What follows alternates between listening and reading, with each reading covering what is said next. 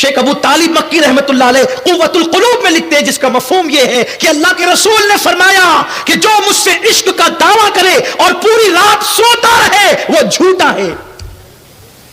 आका फरमाते जो मुझसे इश्क का दावा करे और पूरी रात सोता रहे, आका फरमाते वो झूठा है। अरे जो रातों को सोया हो और इश्क मुस्तफा का दावा करे वो झूठा है। जो फजर में भी नहीं उठता वो कितना बड़ा झूठा है। इसलिए कि आशिकों को रातों को नींद थोड़ी आती है।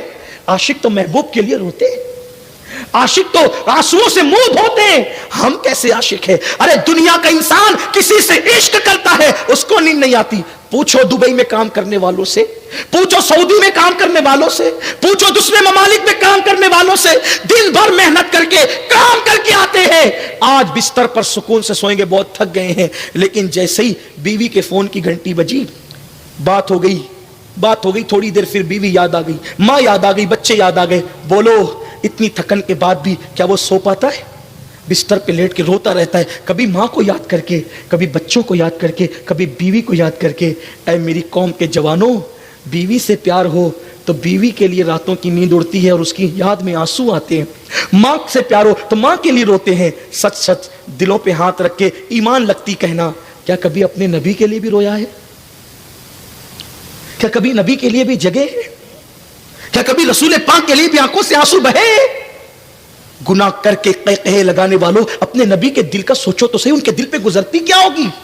उम्मुल मोमिनीन अम्मा जान आयशा सिद्दीका फरमाती है कि अल्लाह के रसूल ने फरमाया जो गुनाह करके हंसते हैं, कहे लगाते हैं, उनको रुला रुला करके जहन्नम में दाखिल किया जाएगा। और जो तन्हाइयों में, रातों की तन्हाइयों में जब सब सो जाते हैं और उस वक्त तो कुछ लोग अपने गुनाहों को याद करके अल्लाह रसूल की मोहब्बत में रोते हैं, ऐसे लोगों को अल्लाह बेहिसाब जन्नत अता फरमाएगा।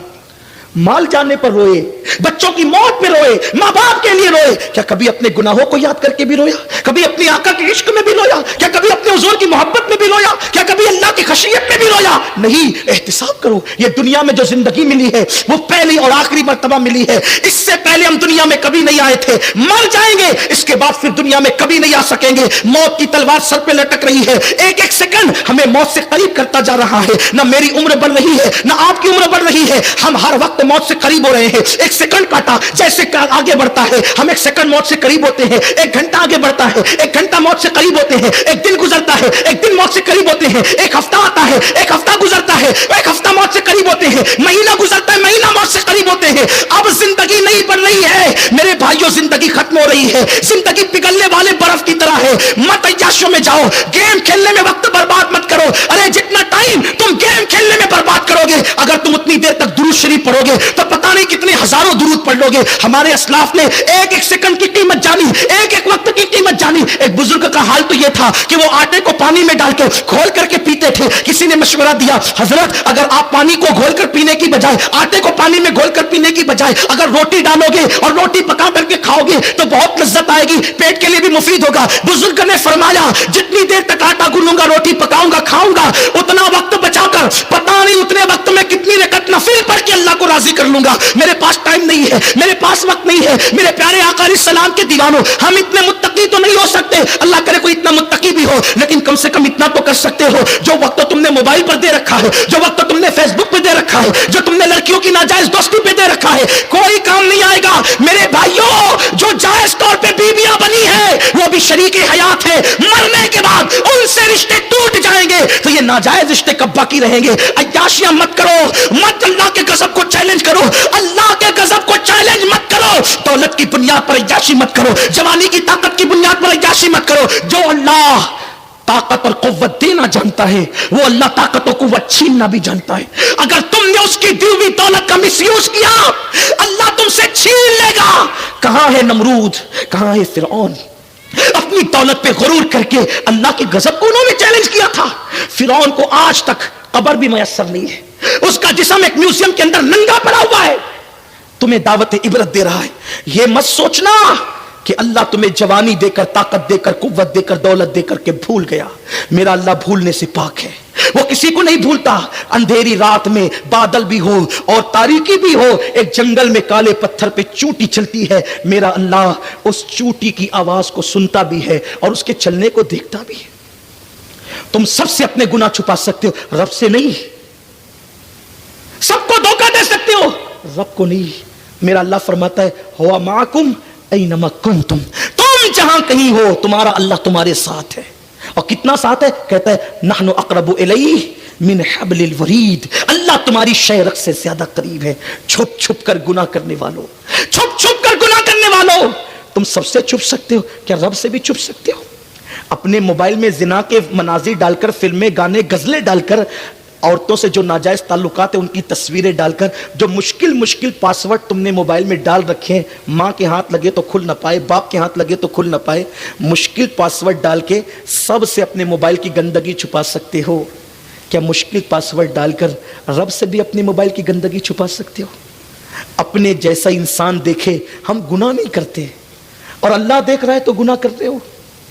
मिलाद का मकसद क्या याद किया, क्या याद रखा मिलाद का मकसद? बस जाते जाते, चूंकि फरमाइश हुई है कि कुछ देर और बढ़ा दें, तो जाते जाते एक पैगाम अपने जवानों को दे जाना चाहता हूं। ध्यान से सुनना, ध्यान से। अल्लाह देख रहा है इसलिए गुनाह मत कर। कोई कुछ नहीं देगा, कोई कुछ नहीं देगा। लोगों के दरमियान इज्जतदार बनने की बजाय खुदा की बारगाह में इज्जत पाओ। ये दुनिया बेवफा है, किससे से कितनी भी दोस्ती की कोई निभाता नहीं, और अगर कोई निभा ले जाए तो उससे सलाम है, लेकिन कब्र में नहीं आता। बोलो कोई दोस्त कब्र में आता है? औलाद आती है? कोई नहीं आता। इसलिए बस एक बात कहना चाहता हूं, इख्तिताम की तरफ चलते। एक हदीस पढ़ता हूं, इख्तिताम की तरफ चलते। हदीस पाक का मफहूम अपने अल्फाज के जामे में पढ़ने लगा हूं। जब कोई बंदा अकेले हो और गुनाह का मौका भी हो और वो ये सोच करके अल्लाह देख रहा है, उस वक्त तो गुनाह छोड़ दे तो अल्लाह उसकी सारी जिंदगी के गुनाह इसी एक गुनाह छोड़ने की वजह से माफ कर देता है। सारी जिंदगी के गुनाह, सारी जिंदगी के गुनाह। किस वजह से? कि जिंदगी में कभी ये सोचा कि अल्लाह देख रहा है, गुनाह कर सकता है, अल्लाह देख रहा है। अकेले में गुनाह का मौका है, गुनाह करता नहीं, छोड़ देता है। मिसाल के तौर पे किसी हसीन लड़की के चेहरे पे नजर पड़ी, दिल में ख्याल है अल्लाह देख रहा है, झुक गई, अल्लाह मगफिरत कर देता है। बल्कि यहां तक आका की हदीस है कि 300 जन्नती हूरों के साथ उसी वक्त अल्लाह उसका निकाह कर देता है। दुनिया की नेमतें चंद दिन की है, बहुत दिन नहीं है। मौलाए कायनात ने कहा था कि जिसके हराम में अजाब हो और जिसके हलाल में हिसाब हो, उस दुनिया की नेमतों को लेके मैं करूंगा क्या? हलाल है तो हिसाब देना पड़ेगा और हराम है तो अजाब ही अजाब है। जो हदीस पढ़ने लगा था वो इब्नुल जौजी ने अपनी किताब में लिखा है, इसको उसका मफहूम पढ़ने लगा हूं। और सैयदना अब्दुल्ला इब्न उमर इसके रावी हैं। इब्न उमर छोटी उम्र के सहाबी हैं। अब्दुल्ला इब्न उमर कहते हैं कि हुजूर को यह वाकया इतना पसंद था कि मैंने कमोबेश 7 मरतबा हुजूर से यह वाकया सुना है। तो जो बड़ी उम्र के लोग होंगे उन्होंने कितनी मरतबा सुना होगा? यानी आकाए करीम सल्लल्लाहु अलैहि वसल्लम अपनी महफिल में अक्सर इस बात को दोहराते थे, इस वाक़े को दोहराते थे। हुजूर को बहुत पसंद था ये वाक़या।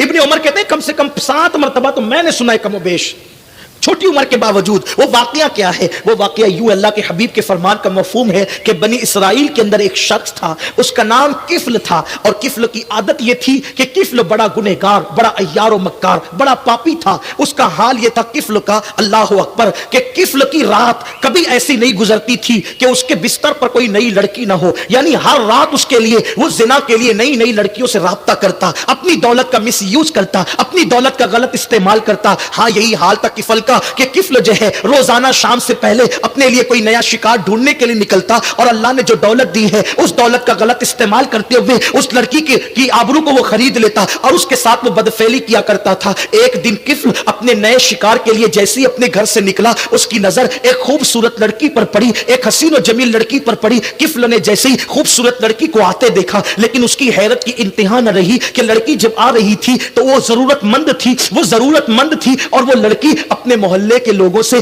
कर्जा मांग रही थी। मुझे चंद सिक्के दे दो, मुझे पैसों की जरूरत है, मुझे चंद सिक्के दे दो, मुझे पैसों की जरूरत है। लेकिन किसी ने भी उसको कर्जा नहीं दिया। हालांकि वो भीख नहीं बल्कि कर्जा मांग रही थी। अल्लाह अकबर, हालात की मारी वो खूबसूरत लड़की जब लोगों से कर्जे का मुतालबा करने लगी, लेकिन किसी ने भी उसको कर्जा नहीं दिया। तो किफ्ल ने सोचा मौका अच्छा है, इंसान एहसान का बंदा होता है। तो किफ्ल ने क्या किया, जैसे लड़की करीब आई, उसको चंद दिरहमों की जरूरत थी, किफ्ल ने सैकड़ों दिरहम उसकी झोली में डाल दिए। कहते کہتے ہیں کہ انسان احسان کا بندہ ہوتا ہے. جیسے ہی اس لڑکی نے تشکر کے انداز میں اس کو کفل کو دیکھا, یعنی شکریہ کے لب و لہجے میں اس کو دیکھا, تو کفل نے مسکرا کر کے کہا, او لڑکی, میں نے تجھے جو کچھ دیا ہے اس کے بدلے میں تجھ سے کچھ نہیں مانگتا, بس ایک چیز اتنی چاہتا ہوں کہ تھوڑی دیر کے لیے میرے گھر چل اور چل کر کے مجھ سے کچھ باتیں کر لے, پھر تو اپنے کام سے چلی جانا. آپ جانتے ہیں میری قوم کے جوانوں, انسان پر جو احسان کرتا ہے انسان اس کی بات کو نہیں کاٹتا. یہاں رک کر کے میں اپنی قوم کے جوانوں کو پیغام دینا چاہتا ہوں.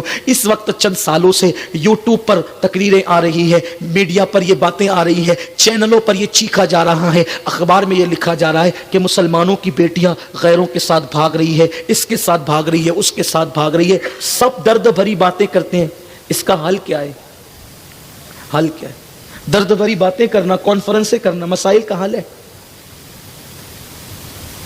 اگر بیٹیاں مسلمانوں کی غیروں کے ساتھ بھاگ رہی ہے تو میں کہتا ہوں اس میں سب سے بڑے ذمہ دار خود مسلمان ہے.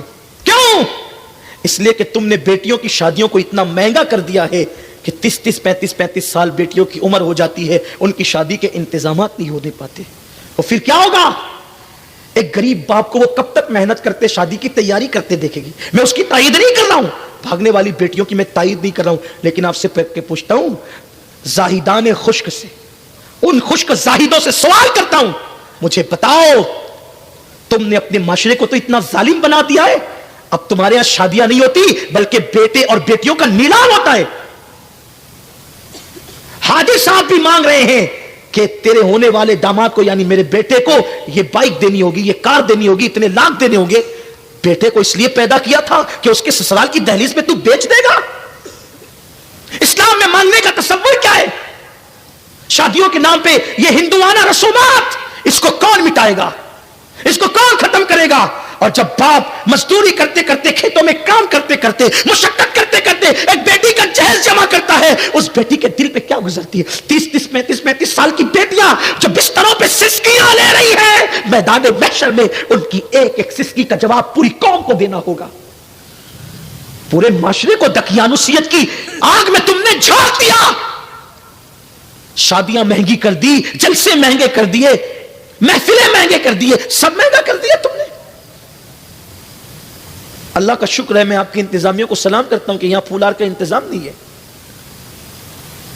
50 پھولار ایک ایک مقرر کو ہم پہناتے ہیں.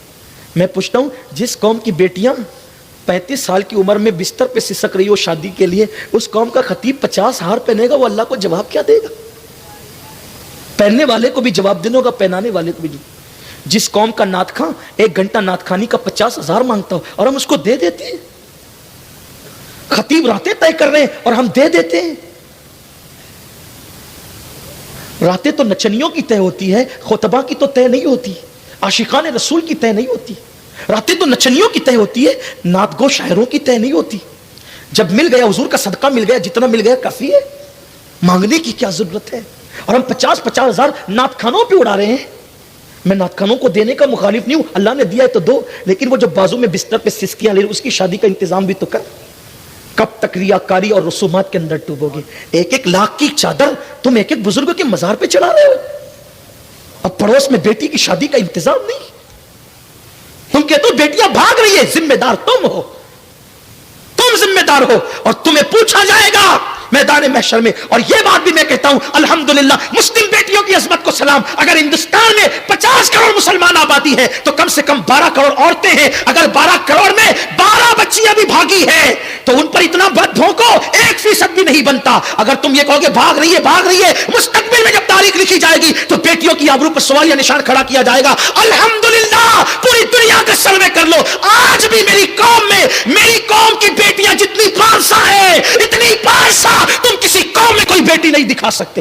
آج بھی مسلمانوں کی بیٹیوں میں پارسائی موجود ہے, لیکن صرف پروپیگنڈا کیا جا رہا ہے. وہ بیٹیاں بھاگ رہی جن کو دین کی معلومات نہیں, جن کو کلمے کی معلومات نہیں, جن کو اسلام کی معلومات نہیں. خدا کی قسم جس کو فاطمۃ الزہرا کا صبر یاد ہے وہ بیٹی زیور کی چمک پر کبھی آبرو کا سودا نہیں کر سکتی. جس کو فاطمۃ الزہرا کی بھوک کا احساس ہے وہ بیٹی کبھی کسی کے ہاتھ میں آبرو کا سودا نہیں کر سکتی. میرے نبی کی بیٹی فاطمۃ الزہرا رضی اللہ تعالیٰ عنہا کی شان یہ ہے کہ کونین کے والی, کونین کے تاجدار, مالک جنت کی بیٹی ہے. لیکن ایک دوپٹے 17 پیون لگے ہوئے. فاطمہ تو زہرا نے 17 پیون والا دوپٹہ پہنا ہے. میرے نبی چاہتے تو قیمتی سے قیمتی پہنا سکتے تھے, لیکن شاید 17 پیون والا دوپٹہ بیٹی کو اس لیے پہنایا تاکہ ہر بیٹی کی غربت پر میرے نبی تقوی اور سنت کا پردہ ڈال دیں. اگر میرے نبی قیمتی چادر بیٹی کو دیتے تو غریب کی بیٹی کا پیون والا دوپٹہ دیکھ کر لوگ مذاق اڑاتے, لیکن نبی نے پیون والا دوپٹہ بیٹی کو اس لیے پہنا دیا. اگر کوئی غریب کی بیٹی غربت کی وجہ سے پہنے گی پیون والا تو لوگ کہیں گے مذاق مت اڑانا, یہ نبی کی بیٹی کی سنت ہے, یہ نبی کی شہزادی کی سنت ہے. ہم نے سب مہنگا کر دیا. ہمارے ماہرہ کے شہزادوں نے, مشائخ نے اعلان کیا جلسوں کو سستا کرو, مدرسوں کو مضبوط کرو. مدارس ہماری جان ہے, جب تک مدارس آباد ہے اللہ کا دین آباد ہے. العلم حیات الاسلام و عماد الدین, دین مضبوط کرو, فضول خرچی سے بچو. ایک بات یہ بھی کہوں آپ کو, ایک جوان میرا انٹرنیٹ پر جتنا ریچارج کرتا ہے نا ہفتے میں یا مہینے میں, اس سے غریب فیملی کا گھر چل سکتا ہے. ایک غریب فیملی کا گھر چل سکتا ہے. جتنا تم گٹکا کھا کر کے تھوکتے ہو نا, اس میں غریب فیملی کا گھر چل سکتا ہے. جو تم سگریٹ کو آگ لگا کر کے دھواں اڑاتے ہو نا, اس سے ایک فیملی کا گھر چل سکتا ہے. کون کہتا ہے مسلمانوں کے پاس دولت نہیں؟ دولت ہے, مسلمانوں کے پاس دولت ہے. جہاں استعمال ہونا چاہیے وہاں نہیں ہے, جہاں خرچ ہونا چاہیے وہاں نہیں ہے. حساب کا دن بہت قریب ہے. یہاں کتنا بھی الٹ پھیر کر لو, کتنی بھی چٹنگ بازی کر لو, اللہ کی عدالت میں ایک دن کھڑے ہونا ہے. وہاں کچھ نہیں دیکھا جائے گا. وہاں تو جبریل کی کیفیت قرآن یوں بیان کرتا ہے, یوم یقوم الروح والملائکہ صفا لا یتکلمون الا من اذن. جہاں جبریل تھر تھر کانپیں گے اسے میدان محشر کہتے ہیں. جہاں میرے نبی کے سوا اور نبی بولنے کی اللہ اکبر رب کی بارگاہ میں چاہے وہ حیا کریں گے, بولنے سے حیا کریں گے, ڈریں گے اللہ سے, وہ قیامت کا دن. قیامت کا دن ہے جس کے بارے میں قرآن کہتا ہے وَتُكَلِّمُنَا أَيْدِيهِمْ وَتَشْهَدُ أَرْجُلُهُمْ بِمَا كَانُوا يَكْسِبُونَ. تمہارے منہ پہ مہر لگا دی جائے گی. کس بلا کی میں سے ہے سرشار ہم, دن ڈھلا ہوتے نہیں ہوشیار ہم. کیا ہوگا وہاں؟ کسی کی چیٹنگ بازی نہیں چلے گی, وہاں سفید کپڑوں کا تقوی نہیں چلے گا, وہاں تو دل کا تقوی چلے گا. التقوی ہاں ہونا, حضور علیہ السلام نے التقوی ہاں ہونا, تقوی یہاں ہے. بات دور نکل گئی تو میں یہ کہنے لگا تھا, خدا کے لیے کچھ جوان تو یہ عہد کریں کہ میں ہندوانہ رسومات اور مشرکانہ رسومات کو پیروں تلے کچل کر یہ اعلان کرتا ہوں کہ جب میری شادی ہوگی صرف بیوی آئے گی, کوئی جہیز نہیں آئے گا, کوئی مطالبہ نہیں ہوگا, کچھ مانگا نہیں جائے گا. نکلو اس سے, اس گندگی سے نکلو. اور ایک بات آپ سے کہوں, بندہ دے گا تو اپنی طاقت کے مطابق دے گا, اللہ دے گا تو اپنی شان کے مطابق دے گا. ارے کسی غریب کا دل خوش کر, صرف اس کے گھر سے اکیلی لڑکی لا تاکہ اس کے دل سے دعا نکلے. اللہ کی عزت کی قسم, مانگی ہوئی رقم کو زوال آ سکتا ہے, دعا سے ملی ہوئی دولت کو کبھی زوال نہیں آ سکتا. آؤ بازو سے کماؤ, ترقی کرو, کیوں اس دقیانوسیت میں پڑے ہوئے ہو؟ اور اللہ نے ہماری تقدیر میں جو لکھا ہوا ہمیں مل کر رہے گا. اس لیے اللہ کے لیے ان رسومات کا خاتمہ کرو. بیٹیوں کو بھاگنے سے بچانا ہے, شادیاں سستی کرو, جلدی کرو, آسان کرو. تو کہنے لگا تھا کہ کفل نے اس لڑکی کے دامن میں جب پیسے ڈالے تو اس لڑکی سے کہا کہ میرے ساتھ چلو, میرے گھر چل کر کچھ باتیں کرو. وہ لڑکی بہت احسان تلے دب چکی تھی.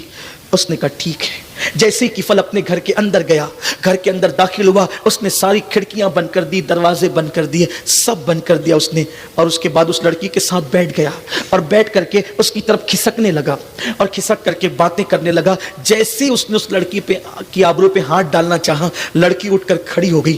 کچھ کہہ تو سکتی نہیں تھی کیونکہ پیسوں کے ہاتھوں مجبور تھی, احسان کے ہاتھوں مجبور تھی. لڑکی کھڑی ہو گئی اور کپ کپی تاری ہو گئی, تھر تھر کانپنے لگا اس کا جسم.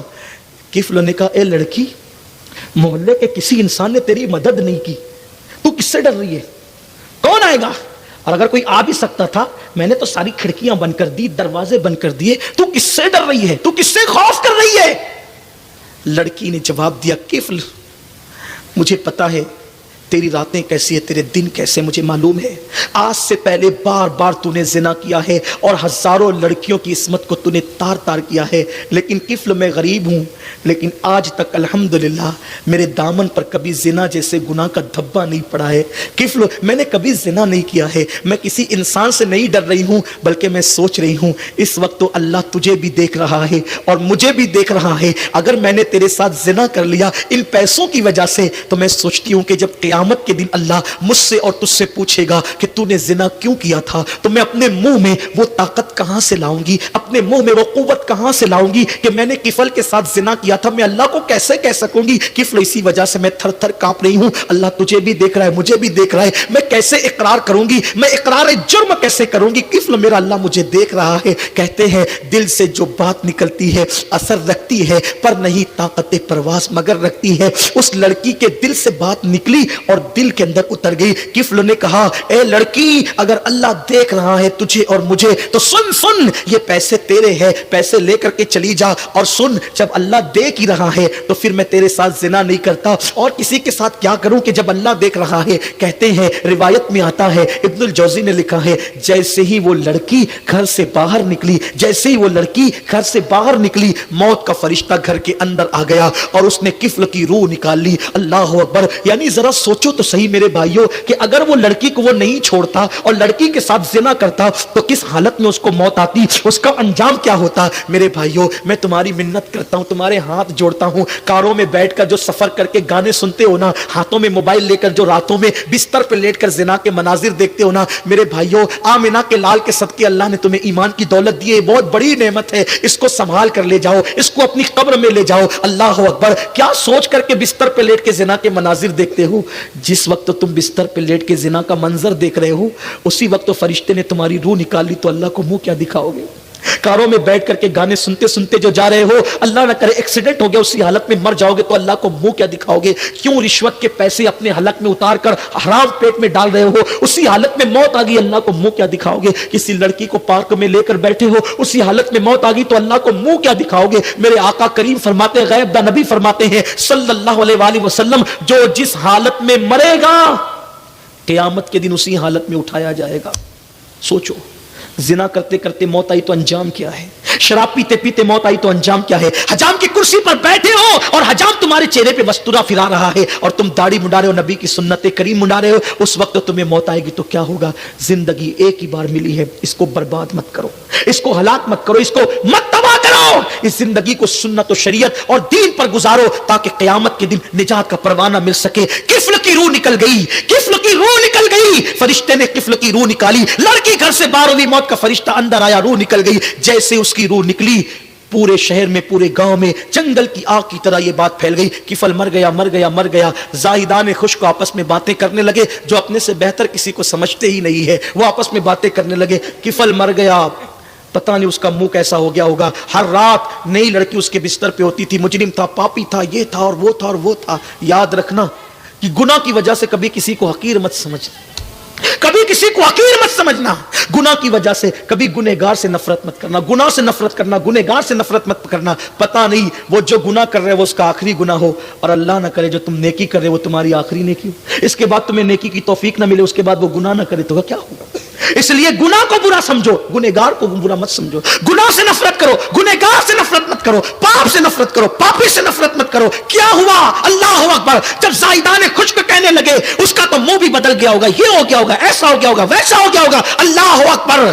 تو کسی نے کہا ارے کچھ بھی تھا لیکن مسلمان تھا، چلو اس کا حق ہے کہ ہم اس کے جنازے میں شرکت کریں۔ پھر کیا تھا؟ جب لوگ اس کے گھر گئے اور اس کے گھر گئے تو کیا دیکھا؟ نور کے قلم سے اس کی چوکھٹ پہ لکھا ہوا تھا ان اللہ تعالی قد غفر للکفل، یعنی اللہ اکبر، کفل نے اللہ کے خوف سے ایک گناہ کو چھوڑ دیا تو اس کے گھر پہ لکھا تھا اللہ نے اس کی مغفرت فرما دی اور اس کی زندگی کے سارے گناہوں کو معاف فرما دیا۔